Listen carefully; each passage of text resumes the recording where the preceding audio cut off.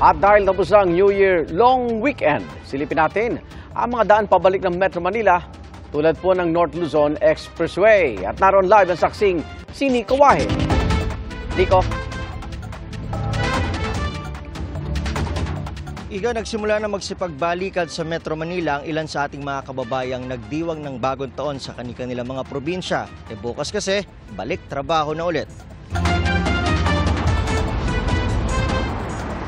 Pagpasok ng Bukawi Toll Plaza, mapapansing hindi pa naman ganon karami ang sasakyan. Ang kuhang yan ay bandang 8:30 ng gabi kanina.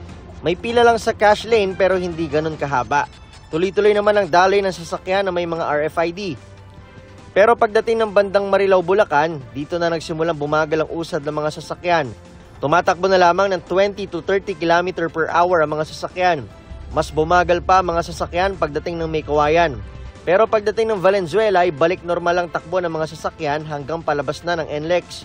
Sa panayam ng Super Radio DZBB kay Toll Regulatory Board spokesman Julius Corpus, inaasahan nilang ngayong gabi hanggang bukas bubuhos ang mga motoristang pabalik ng Metro Manila.